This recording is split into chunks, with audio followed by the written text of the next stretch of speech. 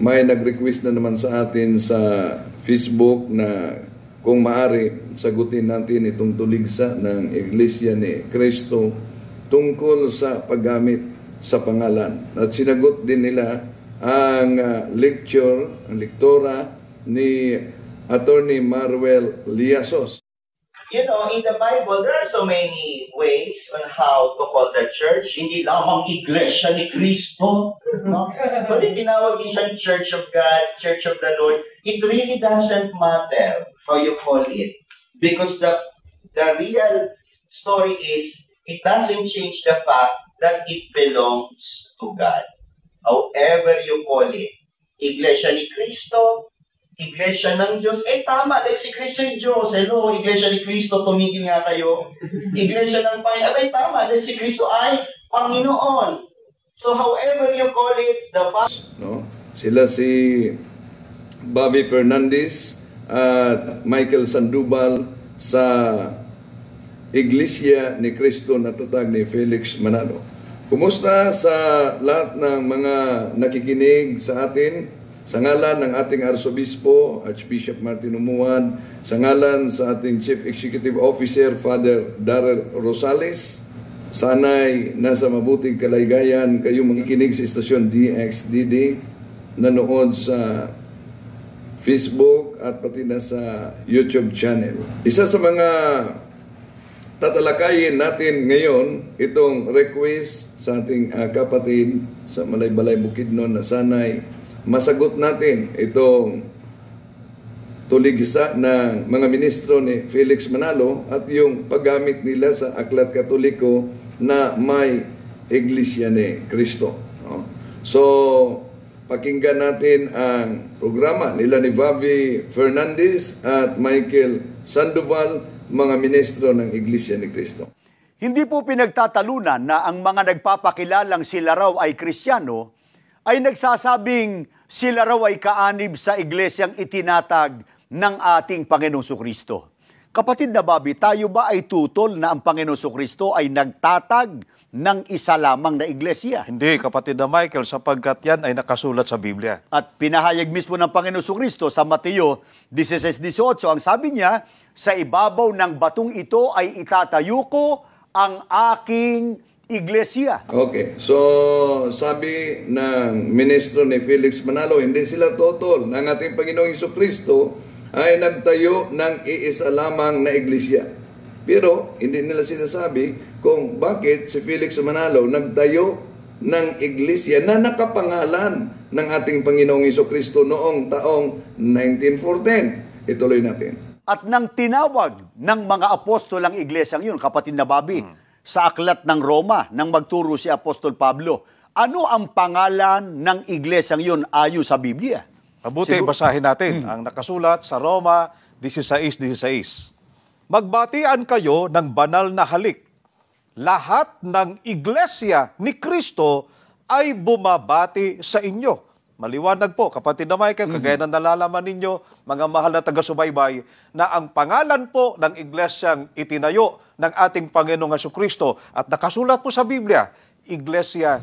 Sabi niya na may isa lamang iglesia na itinatag ng ating Panginoong Jesucristo at ang pangalan ayon sa Roma 16:16, ito'y tinatawag na Iglesia ni Cristo. Bakit tutol ba ang Iglesia Katolika na may isa lamang na iglesia na itinatag ng ating Panginoong Jesucristo? Hindi. Ngunit, yung sinabi ng mga ministro at nalathala sa kanilang Pasugo Magazine na tinalikuran natin ang pangalang Iglesia ni Cristo, yon ang mali. Bakit? Palagi nilang ginagamit, kahit sa programang ito, ginagamit nila ang aklat ni Father Francis Casile na may nakasulat na Iglesia ni Cristo. Ngunit, pinutol nila. Pero kapag ating susuriin nating mabuti ang naturang aklat, aba malinaw na ang Iglesia ni Cristo na sinasabi sa naturang aklat ay walang iba kundi ang Iglesia Katolika. Sapagkat ang Iglesia Apostolika Katolika Romana ay tunay na Iglesia ni Cristo. Pagkatapos, the church founded by Christ is here for the first time called the Catholic Church. Sa bawat paggamit nila ng mga aklat Katoliko na may mabasa na Iglesia ni Cristo, yon ang nagpatunay, mga kapatid, na hindi natin iniwanan ang pangalan ng ating Panginoon Jesucristo. Hanggang pa ito, sabi ng pari ninyo, Mateo 16:18, and upon this rock I will build my church. This church cannot be other than the Church of Christ. Hanggang pa ito, hindi. Tubag, 1 minute. Sakto ang imong kikutlo unya atong idugtong sa imong pasugo aron makasabot jugag sakto. Nya every time the Church of Christ has totally become the Catholic Church. Although writers and historians treat them as synonymous. Every time nga mukutlo lagi kag libro nga Church of Christ, referado na sa synonymous kay Iglesia Katolika. Naana sa inyong pasugo. Ngunit, kung sino mang gumagamit sa naturang pangalan kahit pa na mabasa sa Biblia, pero siya ay tatag lamang ng tao, batay sa SEC registration, hindi yan magiging katibayan na sila'y totoo ng iglesia kahit pa man sila'y gumagamit sa pangalan ng ating Panginoong Jesucristo na nakasulat mismo sa Biblia. Ang sabi ng ating Panginoong Jesucristo sa Biblia, sapagkat may lilitaw na mga huwad na Kristo, na mga huwad na propeta, magpapakita sila ng mga kamangamanghang himala sa mga kababalaghan upang iligaw kung maaari magiging ang mga hinerang ng Diyos. So may mga lilitaw na mga bulaang propeta na magdala sa pangalan ng ating Panginoon Jesucristo. So upang makilala ang tunay at yung bulaan ay ang tunay na iglesia ay may descriptive names. Ang piki na 1,000 makilala sa pamamagitan ng descriptive marks sa totoo o real na 1,000. Yun din ang tunay na Iglesia ni Cristo, yung hindi tatag ng ating Panginoon Jesucristo. So, ituloy natin. Si Kristo nagtayo ng iglesia, tinawag niyang aking iglesia. At nang tinawag ng mga apostol, ang pangalan ay Iglesia ni Cristo. So ito ang kanilang doktrina. Nagtayo ng iglesia, tinatawag na aking iglesia. At itong aking iglesia, kung babasahin natin ang Romans 16:16, ayon sa Biblia. Mabuti, basahin natin ang nakasulat sa Roma 16:16. Magbatian kayo ng banal na halik. Lahat ng iglesia ni Kristo ay bumabati sa inyo. Maliwanag po, kapatid na Mike. iglesia ni Cristo. Pero matatandaan ninyo, sa naunang video na in-upload natin sa YouTube channel natin, nang tinanong ni Father Darwin Getgano si Ramel Parba sa isang magidoong debate, ginamit mo ang Romans 16:16. Ang tanong, kayo ba ang tinutukoy sa Romans 16:16? Narinig niyo ang sagot sa publiko, may sumagot, kami! Time to answer is up. Father, please proceed. Kay imo mang ikutlo ang Roma 16:16. Pangutana, kamo na dili. The remaining time for interpretation is 5 minutes. Usa ka tubag, 1 minute.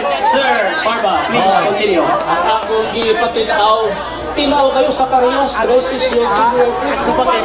Ang pagbalangkay si Kristo, magpatibulag ang paong Iglesia ni Kristo. Tulong ka grupo, ako lang gisgutan kanina sa inyo. Ngunit, wala kayong marinig na direktang sagot ni Parba na aaminin niya na sila ang nakasulat sa Roma 16:16. Okay, tuloy natin. Paano tayo tinuligsa nitong mga isang, sabihin nating, grupo ng mga nagpapakilalang Catholic Defenders para lamang pabulaanan yung ating paninindigan na nakabatay sa Biblia? Sabi ni Michael Sandoval, paano po tayo tinuligsa? Kapag sasagutin natin ang kanilang tuligsa, ipalitaw nila sa publiko na sila ang tinuligsa. Kaya nga tinatawag na Catholic Faith Defenders sapagkat ating sinagot yung matagal ng tuligsa ng Iglesia ni Cristo na tatag ni Felix Manalo. Okay, ituloy natin. Isa sa kanilang itinutuligsa sa atin, kapatid na Michael, pangamahal na taga-subaybay, ay ang tungkol po sa pangalan ng tunay na iglesia. Pakinggan po natin sila. You know, in the Bible, there are so many ways on how to call the church. Hindi lamang Iglesia ni Cristo. No? Kung tinawag din siyang Church of God, Church of the Lord, it really doesn't matter how you call it.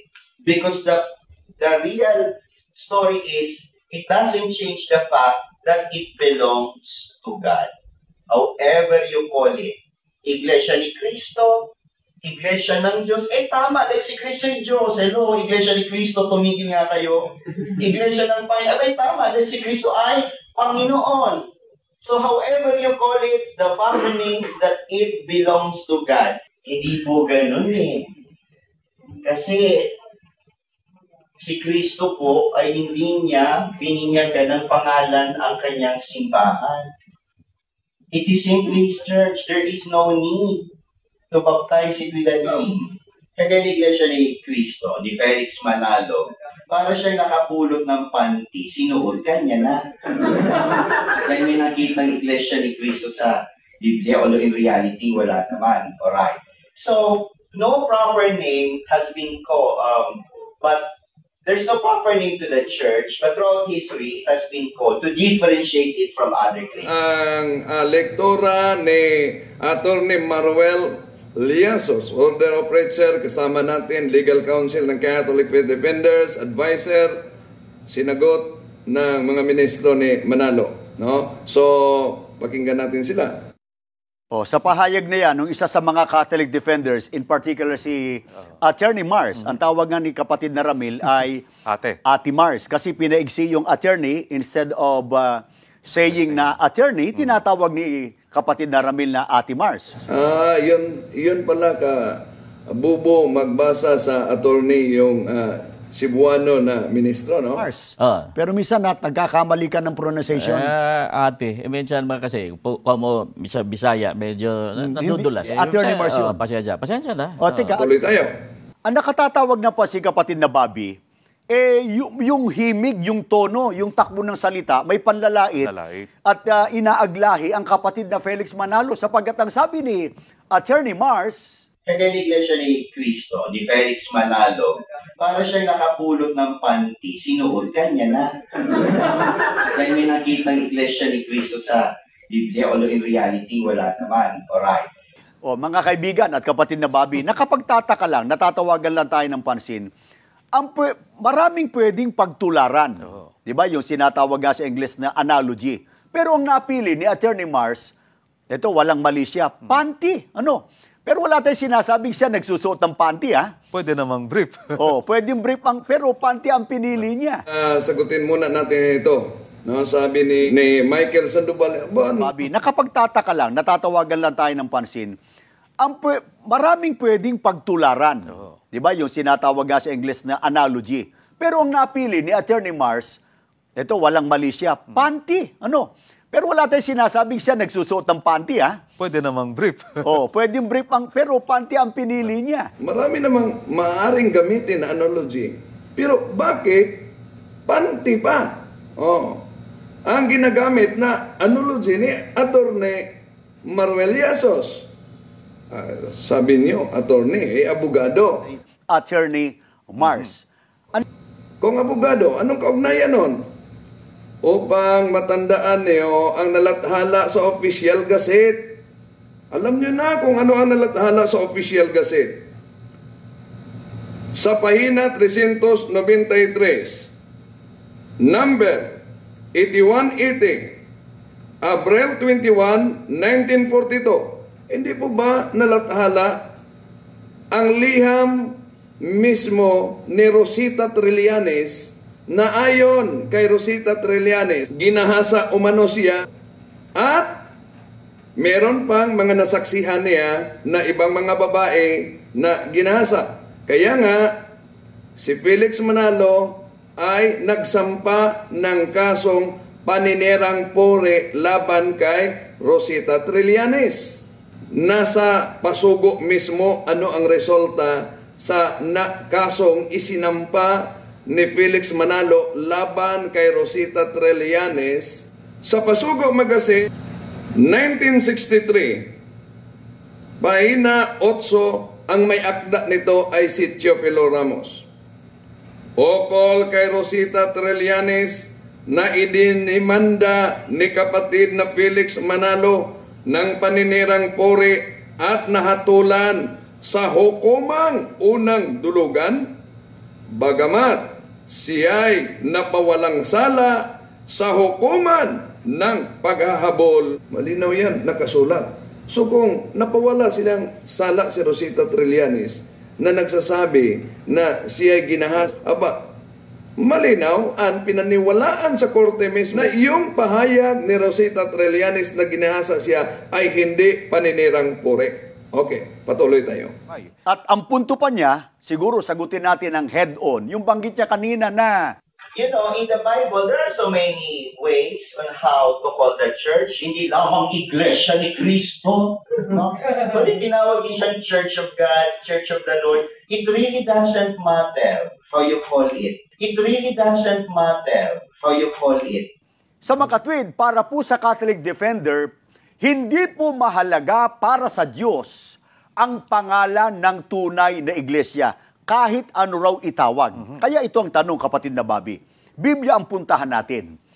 Para sa Panginoon Diyos, totoo ba na hindi mahalaga ang pangalan ng tunay na mga lingkod niya o yung nasa loob ng bayan niya? Napakahalaga, kapatid na Michael. Ang katotohanan niyan, mga mahal na taga-subaybay, doon pa lang sa paunang salita o sa hula patungkol sa bayan ng Diyos sa mga huling araw, nakasulat na po na talagang merong ipapangalan sa kanila. At ang Diyos ang magbibigay. Ang Diyos po ang magpapangalan. Pakinggan po ninyo.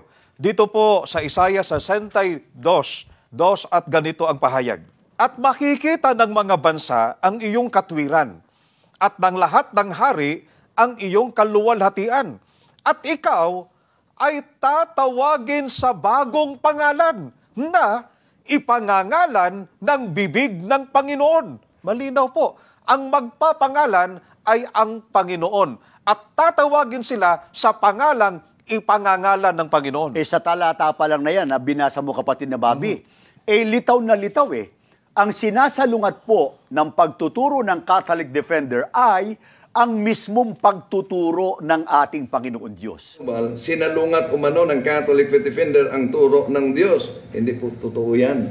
Sapagkat malinaw nga sa lektora ni Attorney Maruel Yasos, yung tinutukoy na Iglesia ng Panginoon, Iglesia ng Diyos, Iglesia ni Kristo, tumutukoy yon sa iisa lamang Iglesia na tatag ng ating Panginoong Hesukristo. Because the real story is, it doesn't change the fact that it belongs to God. However you call it, Iglesia ni Kristo, Iglesia ng Diyos, tama, dahil si Kristo yung Diyos. Hello, Iglesia ni Kristo, tumigil nga kayo.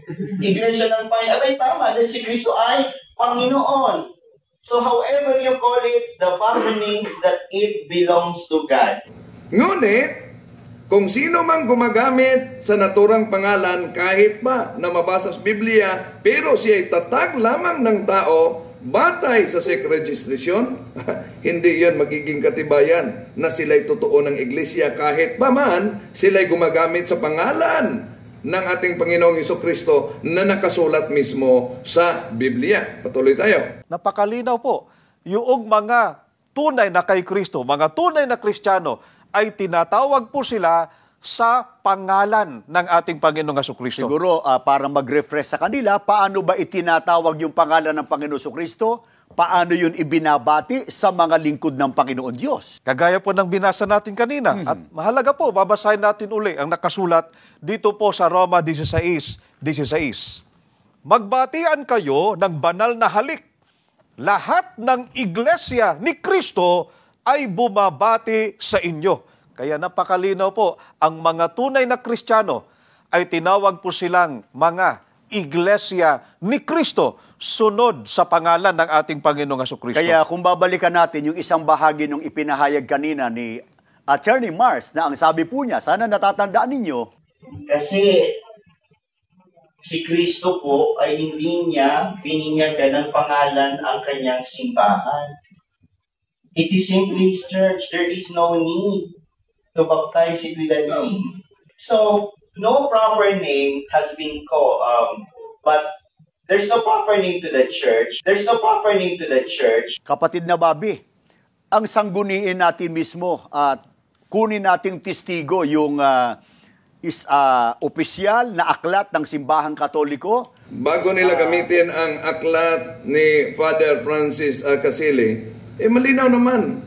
Nang itinatag ng ating Panginoong Hesukristo sa San Mateo 16:18, et ego dico quiato is Petros, et soperam Petram edificabo ecclesia miam, kahit pa sa original Greek Bible in which the New Testament was written, kago disoy ligo hotiso iye Petros kay epitaute Petra oikodomis monte ecclesia, kahit pa sa original Aramaic language na lengguwahe mismo ng ating Panginoong Hesukristo, ap ina amar nalak datu kepa wel hadi kepa ebnelete, hindi sinasabi direkta ng Panginoong Hesukristo na ang iglesyang ito tatawagin ng aking pangalan. Anong ginagamit nila? Isaias Kapitulo 62, versikulo 2 sa dating salita. At makikita ng mga bansa ang iyong katuwiran at ang lahat na hari ng inyong kaluwalhatian, at siya'y tatawagin sa bagong pangalan na ipangalan ng bibig ng Panginoon. Bakit? Yun bang Roma 16:16, ang Panginoon mismo ba ang nagsalita na ito ang tawag sa aking iglesia, iglesia ni Kristo? Unang gumagamit sa katagang iglesia ni Kristo sa Roma 16:16 ay walang iba, si San Pablo. Ngunit, upang mapatunayan kung ano talaga ang tunay na iglesia ni Kristo, may karugtong kung sa Latin pa, Bible, Roma 16:23, Caius hospis meus et universa ecclesia, universal church. Okay, bago tayo magpatuloy niyan, pakinggan natin siya. Kunin nating testigo yung opisyal na aklat ng Simbahang Katoliko, sulat ng isang pare, ang pangalan po ay si Francis B. Casile, isang paring Jesuita. Totoo ba na walang proper name, walang pangalan, yung iglesyang itinayo ni Kristo? Meron, kapatid na Michael. Totoo bang walang proper name? Sinabi ba sa naturang aklat na ito ang proper name? Ang nakasulat, tinatawag. Gayon din, mula sa Biblia, nakilalang isang makataong kasulatan. Ating nalaman na si Hesukristo'y nagtatag ng iglesia na tinatawag sunod sa Kanya, ang Iglesia Kristiyana o ang Iglesia ni Kristo. Hindi sinabing ito ang proper name. Dalawa. No? Ang sinabi ni Father Francis Casile Na si Hesukristo'y nagtatag ng iglesia na tinatawag sunod sa Kanya, ang Iglesia Kristiyana o ang Iglesia ni Kristo.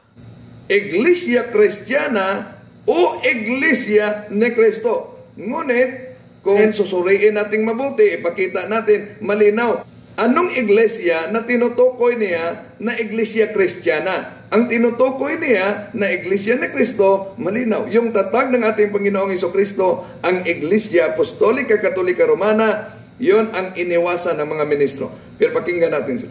Ito ang ating mababasa sa wikang Pilipino na po. Si Hesukristo ba ay nagtatag ng iglesia? Oo, mula sa lahat ng kasaysayan, kapwa panlupa at hindi pangkabanalan. Gayon din, mula sa Biblia, nakilalang isang makataong kasulatan.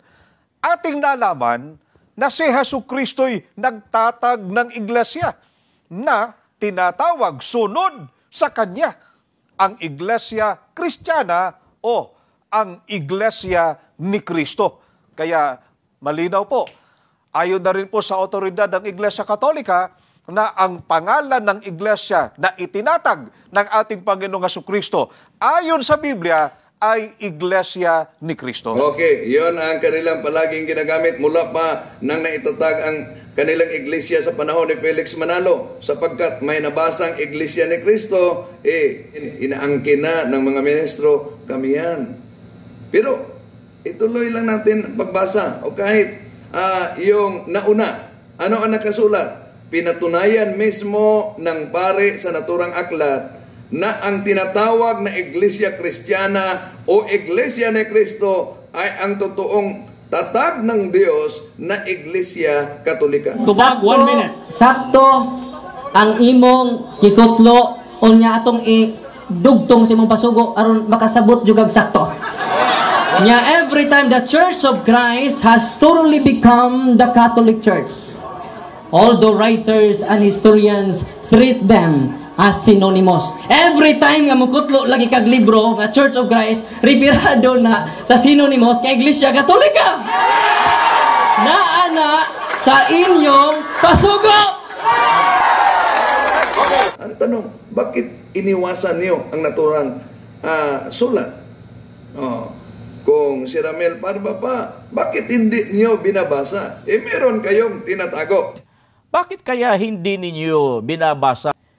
May itinatago sila rito, kapatid na Mike. Mapapansin natin dito, hindi sila fair kapatid na Michael. May itinatago sila. Yung Roma 16:16 na palagi nilang binabanggit. Kung matandaan natin sa debate, hindi direktang sinagot yan sapagkat mabubuko sila na hindi talaga sila ang tinutukoy sa Roma 16:16. Ang Roma 16:16 ba, ito'y tumutukoy sa iglesyang na itatag ni Felix Manalo sa 1914 Punta Santa Ana, Manila? Hindi. Sapagkat kung babasahin natin ang kanilang Pasugo Magazine, issue Marso-Abril 1981, sa pahina 3, ang may akda ay si Tomas Katangay. Ang nakasulat ay ganito: Truly, Roman 16:16 refers to the first Church of Christ. So, anong sabi? Ang Roma 16:16, ito'y tumutukoy sa unang iglesia ni Cristo. Kung aaminin ninyo o angkinin ninyo, kami po ang nakasulat sa Roma 16:16. Ano po ba ang nakasulat sa opisyal ninyong aklat, ang mga pangunahing doktrina ng Biblia? Na ang may akda nito ay si Eranio Manalo mismo. Sa pahina 45 sa naturang aklat, ang nakasulat ay ganito: ang pagtalikod ng unang iglesia. Kaya hindi nyo maaaring gamitin ang Roma 16:16 sapagkat yung aral nyo natalikod ang unang iglesia. Kung aangkinin nyo na kayo ang tinutukoy sa Roma 16:16, mangyari, kayo ang natalikod. Ituloy natin. Sana wag magdaramdam yung ating mga kaibigan sumusubaybay lalo sa hanay ng mga Katoliko. Basahin po ninyo ang buong Biblia from cover to cover. Wala po kayong mababasang Iglesia Katolika Apostolika Romana. Hindi po kami nanunuligsa. Sabi ni Michael Sandoval, hindi itinatag ng ating Panginoong Jesucristo ang Santa Iglesia Apostolika Katolika Romana. Pero hindi na sinasabi na kung hindi ito itinatag ng ating Panginoong Jesucristo, sino ang nagtatag?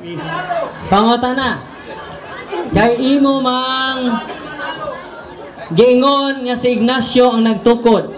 Unya naa mas inyong basahon si Emperador Constantino, si Emperador Constantino. Ang pangutana karon, kinsa man ang among dawaton, ang una nimong pahayag o karon sa inyong basahon? Ang pagtalikod, pag-ili sa pangalan sa Iglesia gitukod ni Cristo, usa lang na sa kini Iglesia Katolika, mao man bunga sa pagtalikod, bilis ng pangalan sa. Salamat. Okay. Iyan na po inyong basahon. Iyan nag-ingon ang sulo, sinuwat ni Felix Manalo. Sulo. Iyan nag-ingon din nga si Constantino ang nagtukod. Dawato ni mo, dili. Ako na. Tubag, 1 minute.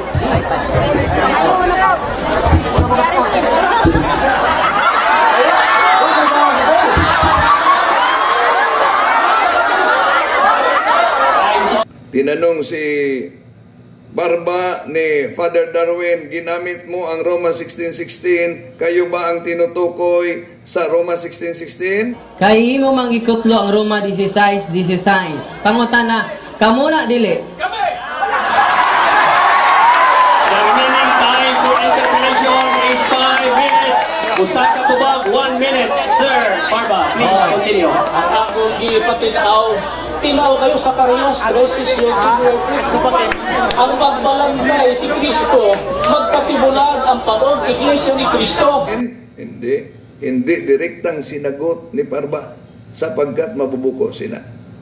So, kung sasabihin man nila na ang Iglesia Katolika ay hindi tatag ng ating Panginoon Jesucristo, hindi nabigyan ng kaliwanagan ang naturang debate sa tanong ni Father Darwin, sino ang totoong nagtatag?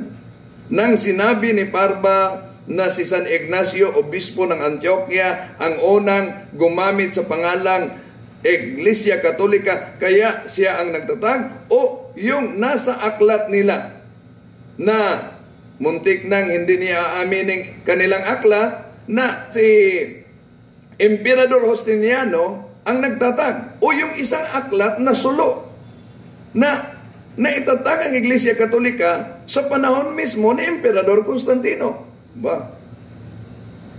Nagkahidwaan na yata ang aral ng Iglesia ni Cristo tungkol sa nagtatag sa simbahang Katoliko. Yung sinabi nila, hindi po mababasa sa Biblia na ang Iglesia Katolika ay itinatag ng ating Panginoon Jesucristo. Sigurado po kayo na hindi mababasa? Okay. Gamitin muna natin ang kanilang Pasugo Magazine. Pasugo Magazine, Enero 1964. Ang may akda ay si Inocencio Santiago. Anong nakasulat? Sa pahina 19, ito. Ang kaniyang mga anak, lalaki at babae, upang matipon sa isang kawan o iglesia. Juan Kapitulo 10, versikulo 16. Ang tanong ngayon, binanggit nila ang Juan Kapitulo 10, versikulo 16 ayon sa kanilang pasugo na ang lalaki at babae kailangang matipon sa isang iglesia. Ano ba yung iglesia na yon? Iglesia ba yon na itinatag ni Felix Manalo? Okay. Babasahin natin ang itong Biblia na ito. Baka sasabihin nila, deception na naman. Oh, daya. Mag-order nga kayo. Ito, nasa online to. Okay. Sapagkat bawat doktrina niyo may katumbas na Biblia. Ito, hindi ito Katoliko translation, Protestant translation ito. The Paraphrase on the New Testament, Richard Baxter, malinaw. Hindi ito Katoliko. Pero ano ang mabasa natin sa Juan Kapitulo 10, versikulo 16? Ito ang mabasa natin. And besides the Jews, I have chosen people among the Gentiles. Them I must call and gather to me. The Jews and Gentiles shall be one Catholic Church under me, their only universal head and shepherd. Kung sila si Sandoval at si Bobby Fernandez, gumagamit sila ng iba't ibang version upang hanapin ang kawangis umano. Yan po ang paraan para malaman kung alin ang tama na salin, iwinawangis po natin ang nakasulat sa isang talata doon sa iba pang nakasulat sa Biblia. Pagka sinabing iwinawangis, hindi ka kontra, kapatid na Bobby. Hindi. Sabi nga ay kahambing o kaya ay katulad. Kawangis ang hinahanap nila. So, kaya ginagamit natin upang patunayan na hindi totoo ang sinasabi ng mga ministro ni Manalo na ang Catholic Church ay hindi mababasa sa Biblia mismo. Ito'y translisyon ng Protestant. Sana wag magdaramdam yung ating mga kaibigan sumusubaybay lalo sa hanay ng mga Katoliko. Basahin po ninyo ang buong Biblia from cover to cover. Wala po kayong mababasang Iglesia Katolika Apostolika Romana. Hindi po kami nanunuligsa. Kung babasahin man natin ang Biblia cover to cover, wala po kayong mababasa Iglesia Apostolika Katolika Romana sapagkat sabi niya, ang iglesyang ito ay hindi tatag ng ating Panginoong Jesucristo. Kung ang pamantayan ng INC ay iwawangis. At sabi niya, kung babasahin man ang Biblia, ay wala tayong mababasa. Cover to cover. Okay, mga kapatid, alam ko na may kopya ang mga ministro ni Manalo. Sa Bible na ito, na Latina Vulgata. Ito'y Cebuano po, no? Latina Vulgata. Of course, sabi nila, Catholic translation yan, no? Sapagkat yung ginagamit natin na confraternity, ito ang sa English confraternity version. Ngunit ito ay Cebuano, so Latina Vulgata Biblia. Now, ano po bang mabasa natin sa Isaias, Kapitulo 62, versikulo 1? Malinaw ang nakasulat. Bagong Sion kon simbahang Katoliko. Ano nakasulat sa Tagalog? Bagong Sion o Iglesia Katolika. Ang sabi niya, walang mabasa. Cover to cover. Bible ito na may cover. Ha? At alam ko na meron kayong kopya niyan. Now, baka sasabihin nila, Katoliko yan, bias yan sapagkat nasa Catholic translation. Okay, punta tayo sa isang Protestant translation. Gagamitin natin ang isang Protestant translation Bible sapagkat sabi nila, ang pamantayan umano'y kailangang maiwangis. Okay. Baka wala pa sila nito, so try nyo mag-order kayo sa online, no? Ito po, Protestant translation, Paraphrase on the New Testament, Richard Baxter. Ano po ba ang nakasulat sa Juan Kapitulo 10, versikulo 16, sa naturang translation? Ito. And besides the Jews, I have chosen people among the Gentiles. Them I must call and gather to me. The Jews and Gentiles shall be one Catholic Church under me, their only universal head and shepherd. Malinaw. Ito'y Protestant translation. Ngayon, ang sinasabi ni Michael Sandoval, at sana wag magdaramdam yung ating mga kaibigan sumusubaybay lalo sa hanay ng mga Katoliko. Basahin po ninyo ang buong Biblia from cover to cover. Wala po kayong mababasang Iglesia Katolika Apostolika Romana. Hindi po kami nanunuligsa. So, kung hindi itinatag ng ating Panginoon Jesucristo, bakit hindi mo sinabing sinong nagtatag? Sapagkat hindi mo masabi kung sino talaga ang nagtatag. Tandaan po ninyo, ang itinayo o itinatag ng Panginoon Jesucristo ayon sa Biblia at pinatutunayan po ng mga otoridad ng simbahang Katoliko ay ang Iglesia ni Kristo. Baka itanong nila sa atin, wala naman sigurong problema, kapatid na Bobby, kung yung kanilang relihiyon hindi tinatawag sa pangalang Iglesia ni Kristo, sapagat ang sabi kanina nung isa sa mga Catholic defenders, you know, in the Bible, there are so many ways on how to call the church. Hindi lamang Iglesia ni Kristo. No? Kung tinawag din siyang Church of God, Church of the Lord, it really doesn't matter how you call it. Hindi lamang Iglesia ni Kristo. Kaya nga, sa ginagamit nila na aklat ni Father Francis Casilli, tinatawag ito na Iglesia Kristiyana o Iglesia ni Kristo. Ating nalaman na si Jesucristo'y nagtatag ng iglesia na tinatawag sunod sa Kanya, ang Iglesia Kristiyana o ang Iglesia ni Kristo. Kaya ginagamit nila sapagkat sa rehistrasyon, nakapangalan talaga na Iglesia ni Kristo ang narehistro ni Mr. Felix Manalo ng kaniyang itatag ito. Ngayon, alam niyo ba na meron pa silang pinagbatayan na isang translation na Biblia maliban sa kay George Lamsa? Pakinggan natin sila. Dito po sa Gawa 20:28. Anong salin niya babasahin natin? Ito po ay isinalin ni George M. Lamsa at ganito ang pahayag. Take heed therefore to yourselves and to all the flock, over which the Holy Spirit has appointed you overseers, to feed the church of Christ, which He has purchased with His blood. Napakalinaw po na yung pangalan ng iglesia na ito rin po ang tinubos ng dugo ng ating Panginoong Jesucristo ay Church of Christ, Iglesia ni Cristo. At Iglesia ni Cristo umano na binili sa kaniyang sariling dugo. Kaya paborito nila ang Lamsa translation. Pero ang tanong, di ba, marami na mga diskusyon nila, hanapin nila, original Greek Bible.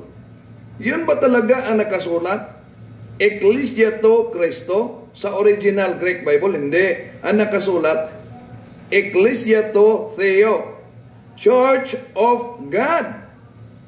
Kaya, kung gagamitin natin ang Lamsa translation, wala yang kontrahan sapagkat sa original Greek Bible, Church of God, Ecclesia to Theo, hindi Ecclesia to Cristo, Ecclesia to Theo, at sapagkat si Kristo ay tunay na Diyos at tunay na tao, kaya walang kontrahan. Ngunit sila'y gumagamit lang sapagkat yung prinsipyo nila. Ang paraan para malaman kung alin ang tama na salin, iwinawangis po natin ang nakasulat sa isang talata doon sa iba pang nakasulat sa Biblia. Pagka sinabing iwinawangis, hindi ka kontra, kapatid na Bobby. Hindi. Sabi nga ay kahambing o kaya ay katulad. Iwawangis umano. Iwawangis ang kanilang doktrina. Pero meron palang ginagamit iba pang translation. Pakinggan natin sila. Kung wala pa raw yung salin ni Dr. George M. Lamsa, wala tayong mababasa na Church of Christ. Kapag sa ibang salin nga raw, nakalagay doon ay Church of the Lord, Church of God. Kaya, ang batayan lang daw natin, kaisa-isa. Kaisa-isa, yun lang daw salin ni Dr. George M. Lamsa na doon binabanggit yung Church of Christ. Totoo ba yun? Maling-mali sila dyan, kapatid na Michael. Ang totoo, may bababasa pa tayo na salin po ni Dr. John Wesley Etheridge. Anong taon yan? Ito po ay naisalin noong January 1, 1849. Yung Lamsa version, kapatid na Michael, yan ay 1957. So, almost 100 years na nauna, yung babasahin po ng kapatid na Bobby, doon sa salin ni Dr. George M. Lamsa. And what is recorded in that particular verse? Take heed therefore to yourselves and to the whole flock, over which the Spirit of holiness hath constituted you the bishops, to pasture the church of the Messiah, which He hath purchased with His blood. Ang nakasulat, kapatid na Michael, ay Church of Messiah. Merong nauna pa lang sa Lamsa, yung kay Dr. Wesley Etheridge. Sa taong 1849 umano, nauna yon kay George Lamsa sapagkat ang kay George Lamsa ay 1979. So sabi ni Sandoval, almost. So almost 100 years na nauna. 100 na taon. No, ngayon, kung ito'y nauna, bakit hindi ito ang unang ginagamit na ang nakasulat ay... Ang nakasulat, kapatid na Michael, ay Church of Messiah. Bakit ang inirehistro nyo? Church of Christ. Sa Tagalog, Iglesia ni Cristo, sapagkat hindi nyo maaaring gamitin ang Church of Christ sa English na ilagay niyo sa mga simbahan niyo sapagkat may nauna na narehistro yan ang Iglesia na itinatag ni Alexander Campbell.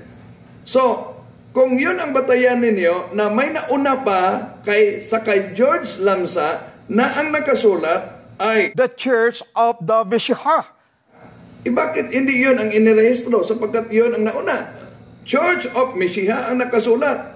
Nauna pa sa kay George Lamsa. Pero, yung sabi ni Attorney Maruel, there are so many ways on how to call the church. Hindi lamang Iglesia ni Cristo. No? Pwede tinawag din siyang Church of God, Church of the Lord. It really doesn't matter how you call it.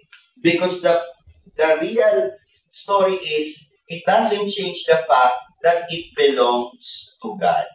However you call it, Iglesia ni Cristo, Iglesia ng Diyos, tama, dahil si Cristo yung Diyos. Hello, Iglesia ni Cristo, tumigil nga kayo. Iglesia ng Panginoon, tama, dahil si Cristo ay Panginoon. So however you call it, the fact remains that it belongs to God. Kahit pa gumagamit kayo ng talata sa Biblia, kahit pa ginagamit niyo ang pangalan Iglesia ni Cristo, Iglesia sa Diyos, ngunit kung kayo'y tatag lamang ng tao, aba, wala kayong kaugnayan sa totoong iglesia. Sino po ba nagsabi na walang kaugnayan sa totoong iglesia? Ang Pasugo Magasinyo mismo nagsasabi na ang tatag ng tao walang kaugnayan sa totoong iglesia. Ano po ba ang katibayan na ang isang iglesia ay tatag ng tao? Tingnan po natin mga kapatid ang Pasugo Magasin na ang may akda ay si Brigido Lubao. Issue noong Enero, Pebrero 1981 sa pahina 50 at ituloy natin sa 53. Ito ang ating mabasa. Meron ba tayong maipakitang katibayan mula sa mismong iglesia na natatag ni Perez tungkol sa simula ng pagkatatag nito? So, hinahanapan nilang katibayan na ang iglesia ni Perez ay tatag lamang ng tao. Anong katibayan na kanilang ipinakita? Ituloy natin. Mayroon po, narito ang isang bahagi ng sulat sa rehestrong iyan. Anong katibayan na tatag ng tao ang iglesia ni Perez? Aba, yung rehestro umano. Sa pahina 53, ano nakasulat? Kaya malinaw na wala silang kaugnayan sa iglesyang itinatag ni Kristo noong unang siglo sa Jerusalem. Anong konklusyon nila? Batay sa rehistro na kanilang inilathala, iyon ang katibayan na ang isang iglesia ay walang kaugnayan sa iglesia na itinatag ng ating Panginoong Hesukristo sa Jerusalem. Ngayon, ang tanong, ang Iglesia ni Cristo ba, hindi ba narehistro sa Securities and Exchange Commission? Tingnan natin ang Pasugo Magasin nila.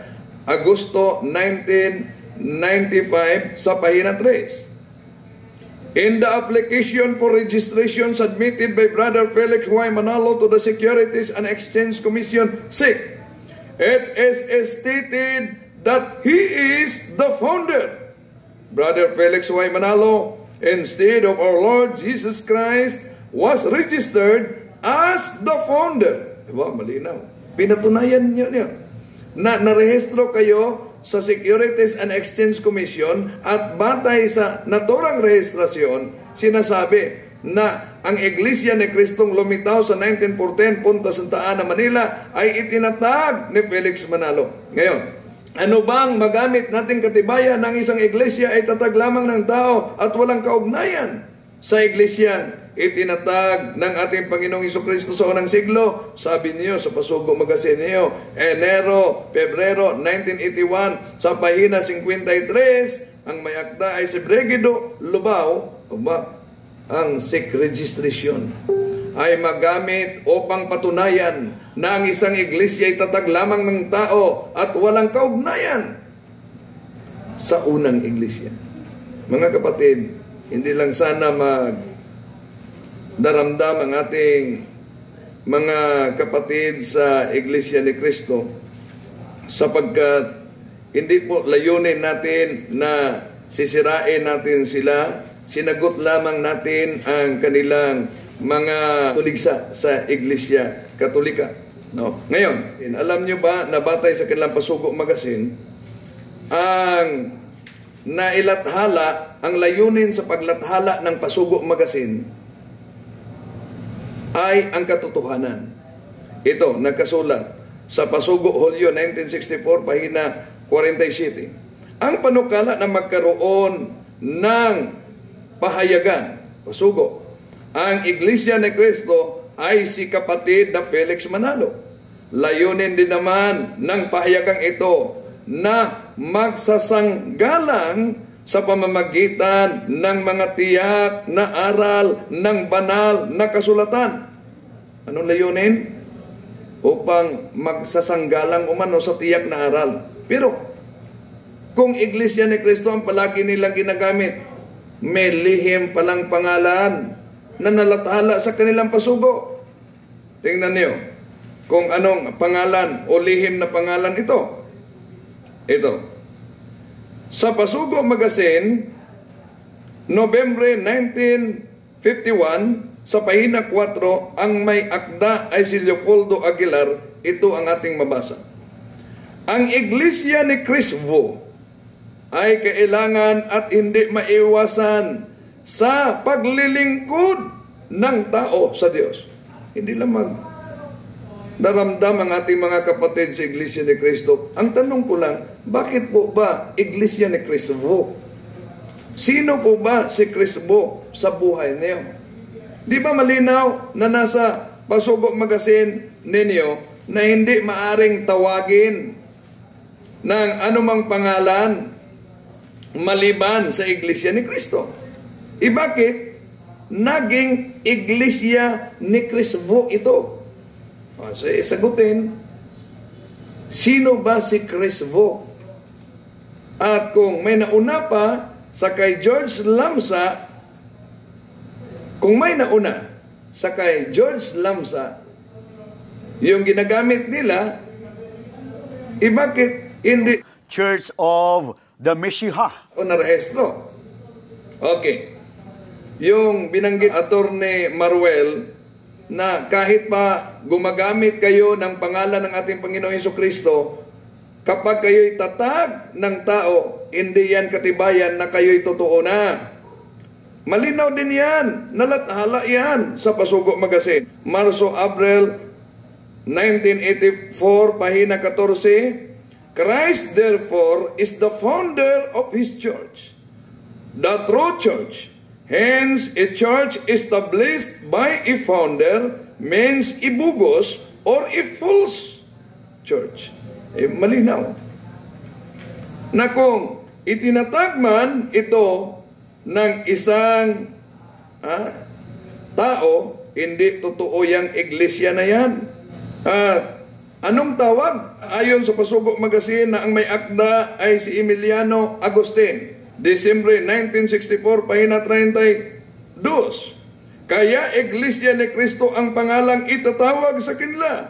Hindi sila maaaring tawagin sa ibang pangalan. Iglesia ni Cristo o mano ang itatawag. Pero ang tanong, bakit po ba sa Pasugo Magazine 1951 sa pahina 4 na ang may akda ay si Leopoldo Aguilar, ito'y tinatawag na Iglesia ni Cristo?